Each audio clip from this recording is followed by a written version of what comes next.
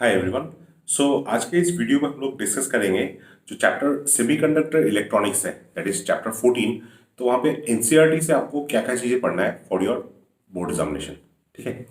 So it will be better आप अगर NCERT book को भी मेरे साथ मतलब आप भी रख लें। ठीक है, जैसे जैसे मैं बता रहा हूँ आप वहाँ पे चीज़ों को मार्क कर सकते हैं। ठीक है, जो क्वेश्चंस हैं वो क्वेश्चंस मैंने लिखे हुए हैं, बट आंसर्स आपको टेक्स्ट बुक में कहाँ से क्या लिखना है वो मैं आपको बता दे जाऊँगा। ठीक है, और ये जो डॉक्यूमेंट है इसका मैं पीडीएफ आपको डिस्क्रिप्शन में दे दूंगा। जितने भी क्वेश्चंस हैं, क्वेश्चंस आपको पीडीएफ में मिल जाएंगे। ठीक है, बट आंसर्स के लिए आपको एनसीईआरटी में थोड़ा देखना पड़ेगा। Okay, so it will not take much time, I hope. मतलब ये 10 to 12 मिनट्स में ये वीडियो हो जाएगा। ठीक है, तो स्टार्ट करते हैं। तो पेज नंबर आपका 467 में चैप्टर स्टार्ट हो रहा है, चैप्टर 14। ठीक है, सेमीकंडक्टर इलेक्ट्रॉनिक्स। तो अब पहला सेंटेंस देखिए यहाँ पे चैप्टर में, डिवाइस जो एनसीईआरटी में लिखा हुआ है, devices in which control flow of electrons can be obtained are basic building blocks of all electronic circuits. ठीक है, तो आप क्वेश्चन पूछ सकते हैं what are the basic building blocks of electronic circuits. ठीक है, फिर उसी के नीचे आपका वैक्यूम ट्यूब्स के बारे में दिया हुआ है। ठीक है, तो वहां पे आपको पूछ सकते हैं state the drawbacks of vacuum tubes. तो वो वहां पे यहाँ पे दिया हुआ है आपका एनसीईआरटी में, उसी पेज में 467 में दिया हुआ है कि these tubes are vacuum tubes are bulky, consume high power, operate generally at high voltages around 100 volt and have limited life and low reliability. So these are the drawbacks of vacuum tubes. ठीक है, अच्छा फिर अब next page पे आ जाते हैं, page number 468। अब यहाँ पे आपको पूछ सकते हैं classify the metals, semiconductors and insulators on the basis of conductivity। ठीक है, on the basis of conductivity ये पूछ सकते हैं। ठीक है, फिर नेक्स्ट पेज में 469 में है classification of metals, insulators and semiconductors on the basis of energy bands. ठीक है, तो वहां पे आपको कुछ डेफिनेशन पूछ सकते हैं, जैसे definition of energy band, what is energy band. ठीक है, what is valence band, what is conduction band. तो ये सारी चीजें भी आपके यहीं पे एनसीईआरटी में ही दिया हुआ है। ठीक है, these different energy levels with continuous energy variations form what are called energy bands.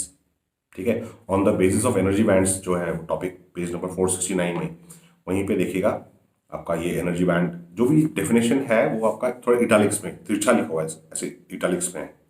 ठीक है, फिर वहीं उसी के नीचे आप देखिएगा तो आपका वैलेंस बैंड और कंडक्शन बैंड का डेफिनेशन भी दिया हुआ है। ठीक है, अच्छा उसके बाद नेक्स्ट पेज में आते हैं।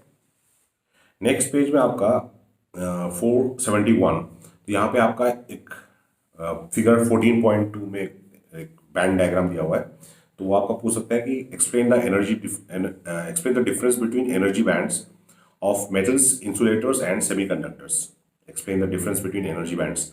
तो वो डिफरेंस जो है वो आपका इस डायग्राम में एक्सप्लेन किया हुआ है कि जैसे अब आपका यहाँ पे दिया हुआ है कि पहला जो है मेटल्स का है, मेटल्स में आप बैंड पास पास हो सकते हैं या ओवरलैप कर सकते हैं।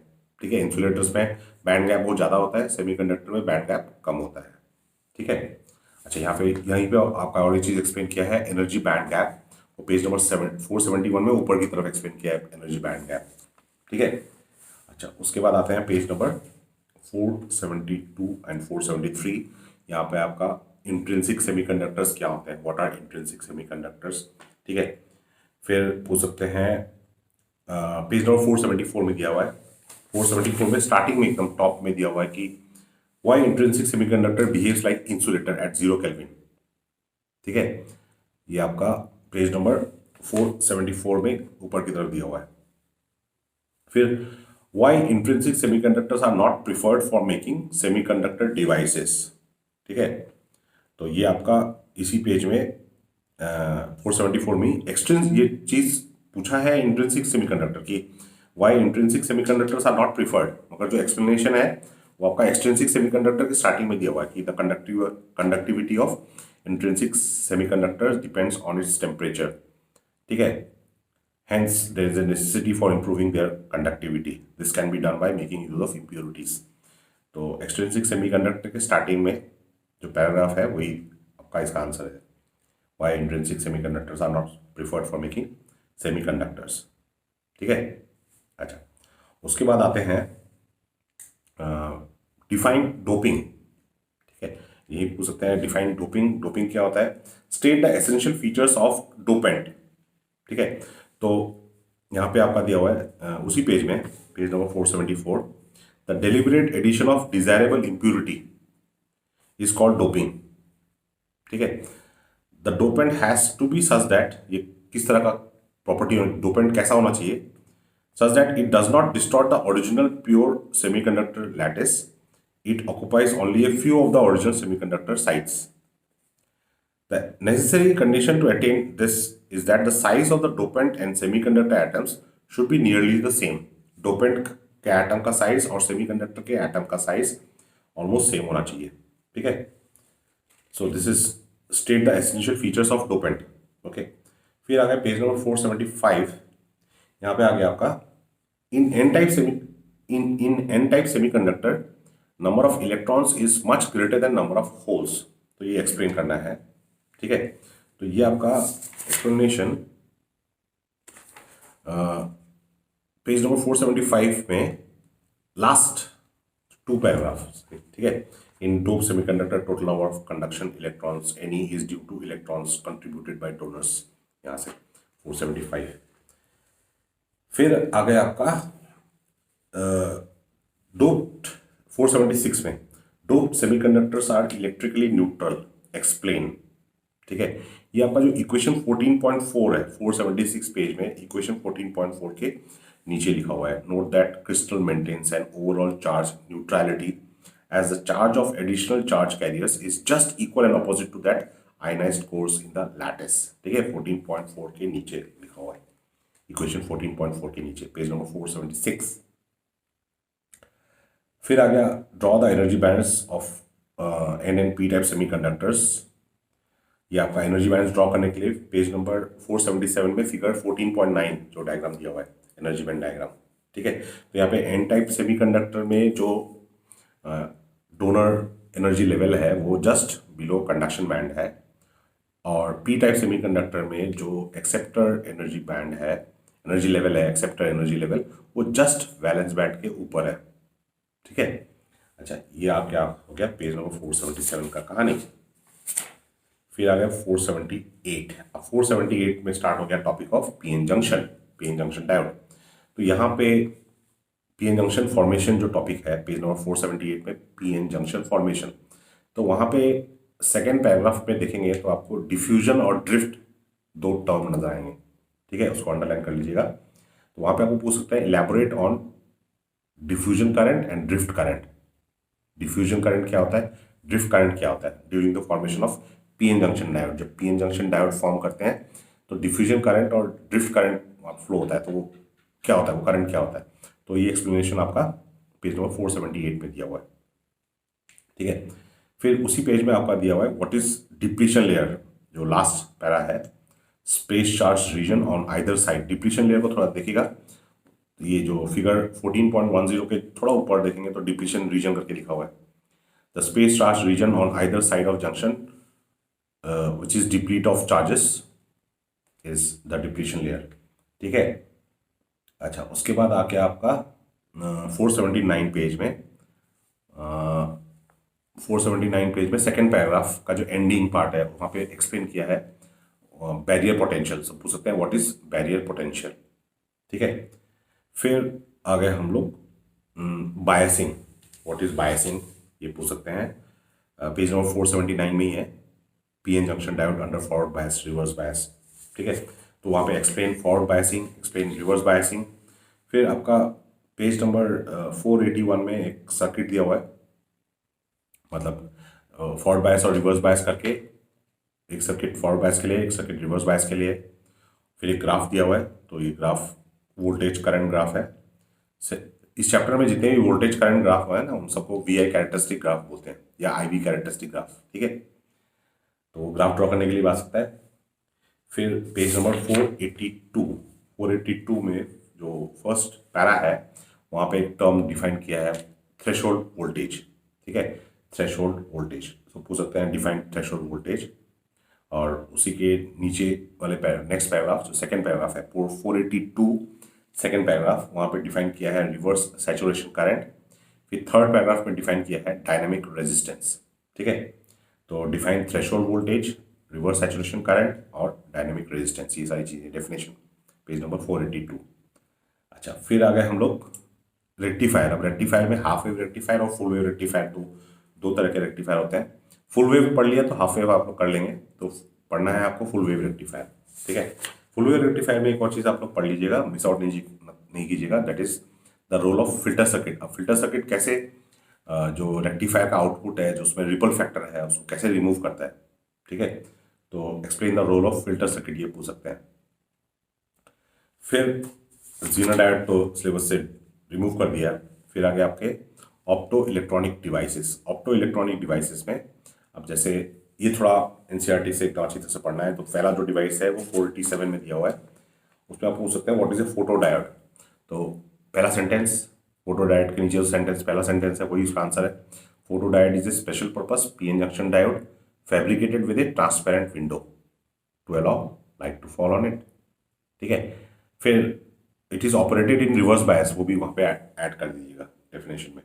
ठीक है, अच्छा, उसके बाद यहाँ पे पूछ सकते हैं why photo diode is operated in reverse bias, तो वो एक्सप्लेनेशन भी आपको यहाँ पे दिया हुआ है, why it is operated under reverse bias condition. अच्छा, फिर draw the IV characteristic of photo diode, ये फिगर 14.23 में दिया हुआ है, ग्राफ दिया हुआ है आईवी कैरेक्टरिस्टिक ऑफ। फिर what are the applications of photo diode, जो फोटो डायोड का लास्ट पैराग्राफ है उसमें दिया हुआ है। ठीक है, फिर आ गया पेज नंबर 488, ये हो गया लाइट एमिटिंग डायोड। अब लाइट एमिटिंग डायोड में व्हाट इज एलईडी। ठीक है, तो एलईडी लाइट एमिटिंग डायोड का जो नीचे जो फर्स्ट पैरा है, it is a heavily doped, वही डेफिनेशन है, it is light emitting diode is a heavily doped PN junction which under forward bias emits spontaneous radiation. ठीक है, light emitting diode forward bias में काम करता है, photo diode reverse bias में काम करता है। फिर आपका आ गया what kind of semiconductors are suitable for making LED. ठीक है, तो यहाँ पे आपका दिया हुआ है कि ऐसे सेमीकंडक्टर्स जहाँ पे बैंड गैप की जो सेकेंड लास्ट पैरा है, LEDs that emit red yellow orange green, वो लोग पैराग्राफ के थोड़ा नीचे देखेंगे, semiconductor use for fabrication of visible LEDs must have at least band gap of 1.8 electron volt. ठीक है, तो ऐसे सेमीकंडक्टर्स जहाँ पे जिनका बैंड गैप 1.8 इलेक्ट्रॉन वोल्ट के आसपास है, वैसे सेमीकंडक्टर्स से हम लोग एलईडी बना सकते हैं। ठीक है, अच्छा, फिर पूछ सकते हैं give the applications of LED, LED के एप्लीकेशंस। ठीक है, तो LED is extensive use in remote controls, burglar alarm, उसी पैराग्राफ में लास्ट की तरफ दिया हुआ है। फिर उसके नीचे देखेंगे तो LED advantages of LED over conventional lamp, तो वो पूछ सकते हैं what are the advantages of LED over conventional lamps. तो ये आपके 5 एडवांटेजेस दिए हुए हैं। ठीक है, लो ऑपरेशन वोल्टेज, फास्ट एक्शन, ठीक है, लॉन्ग लाइफ, वो सब आप देख लीजिएगा। ओके, अच्छा, फिर आ गए हम लोग सोलर सेल। अब सोलर सेल में पूछ सकते हैं कि again what is a solar cell. तो सोलर सेल का वो जो टॉपिक है उसमें जो फर्स्ट लाइन है वही उसका डेफिनेशन है। Solar cell is basically a PN junction which generates EMF when solar radiation falls on the junction। ठीक है, सेम प्रिंसिपल है, फोटो डायोड के प्रिंसिपल पे काम करता है ये। ठीक है, बट यहाँ पे एक्सटर्नल वोल्टेज नहीं चाहिए। ठीक है, वो आपका फर्स्ट पैराग्राफ में ही दिया हुआ है। ठीक है, फिर state the working principle of solar cell. Working principle तो हो गया, फोटो डायोड के प्रिंसिपल पे काम करता है। State the 3 processes involved in the generation of EMF। ठीक है, state the 3 processes involved in the generation of EMF in a solar cell. तो यहाँ पे आपका दिया हुआ है डायरेक्ट 489 पेज में ही है। Generation of EMF by solar cell involves 3 processes, generation, separation and collection. Generation of electron hole pair, separation of electrons and holes, and electrons, third हो गया collection, that is electrons reaching the N side are collected by front contact. ये आपका page number 489 में तीनों point wise दिया हुआ है, explain clearly किया हुआ है। ठीक है, फिर आगे आपका IV characteristic of solar cell. ये आपका IV characteristic of solar cell figure number 14.25। अब ये आपका 4th क्वाड्रेंट में है। ठीक है, तो वो फिगर के बगल में आप देखेंगे ना, तो एक चीज लिखा हुआ है, note that IV characteristic of solar cell is drawn on the 4th quadrant. तो पूछ सकते हैं क्यों ये 4th क्वाड्रेंट में। दिस इज बिकॉज वही वहां पे एक्सप्लेनेशन दिया हुआ है, this is because solar cell does not draw current but supplies the same to the load. ठीक है, ये अगर पढ़ा नहीं है तो इसका आंसर तो नहीं लिख पाएंगे, 1 मार्क का क्वेश्चन आ सकता है। ठीक है, तो इसलिए ये सारी चीजें मिस आउट नहीं करना है। फिर state the criteria for selection of material for solar cell fabrication. तो ये आपका ये भी यहीं पे दिया हुआ है, जो लास्ट पैरा है, important criteria for selection of material क्या है? बैंड गैप 1 से 1.8 इलेक्ट्रॉन वोल्ट के आसपास होना चाहिए, high optical absorption, availability of raw materials, cost, ठीक है, सस्ता होना चाहिए।